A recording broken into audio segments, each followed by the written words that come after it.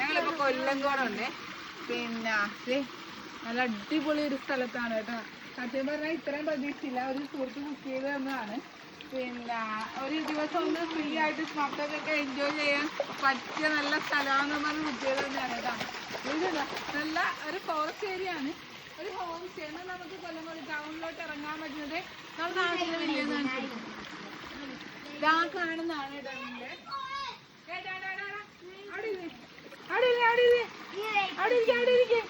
ഇതിപ്പോ മഴയില്ലാത്തതുകൊണ്ടാണ് ചെറിയൊരു വെള്ളച്ചാട്ടവും നല്ലൊരു ബാക്കി എല്ലാവരും ചുമ്മാ ഒന്ന് കാട്ടിക്കോടൊക്കെ കയറുന്നുണ്ട്. നല്ല കൊടുങ്കാടും നല്ല മഴയും കാര്യങ്ങളൊക്കെ നല്ലൊരു അടിപൊളി ക്ലൈമറ്റ് കേട്ടോ.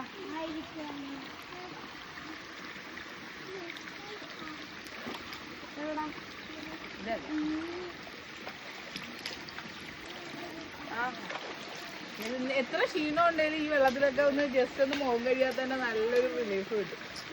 അല്ലാ മഴ. ആഹാ ഇവിടെ മഴയത്ത് നല്ല രസാന്നാ പറഞ്ഞത്. എന്തായാലും പൊളി.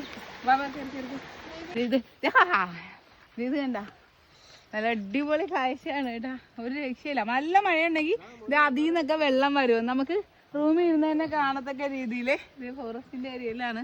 അപ്പൊ വന്യജീവി ഇത് കണ്ട ഇതെല്ലാം കഴിഞ്ഞ ദിവസം ആനയൊക്കെ ഇറങ്ങിയതുകൊണ്ട് അവര് ഇത് കെട്ടി വെച്ചിരിക്കുക. നമ്മൾ താമസിക്കുന്ന അവിടാണ് കേട്ടോ. ഇത് ആ ഹോം സ്റ്റേ ആണ് നമ്മൾ താമസിക്കുന്നത്.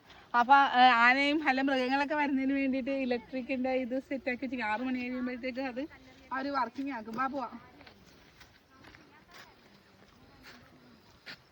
അപ്പൊ പുള്ളി പറയാ പേടിയുണ്ടെങ്കിൽ ഞാനും കൂടെ നിക്കാന്ന്. കാര്യം ഇവിടെ വേറെ ചെറിയ ഹോം സ്റ്റേകളുണ്ട്. ഞങ്ങൾ പറഞ്ഞു വേണ്ട, ഒരു സൈലന്റ് ആയിട്ടിരിക്കാൻ വന്നില്ലേ. അപ്പൊ എല്ലാരും കൂടി നമ്മുടെ വയലന്റ് പുള്ളിക്കൊരു പ്രശ്നമാക്കണ്ടെന്ന് വെച്ചത്. അടിപൊളി കാലാവസ്ഥ കേട്ടോ. ഒരു രക്ഷയില്ല. എന്നാലും കൊല്ലങ്കോട് പറഞ്ഞത് ഭയങ്കര ഒരു ആഗ്രഹമായിരുന്നു. പക്ഷെ ഇത്രയും ഒരു നല്ല കാഴ്ച സമ്മാനിക്കുമെന്ന് വിചാരിച്ചില്ല. എന്നാലും പൊളി പൊളി പൊളി പൊളി പൊളി.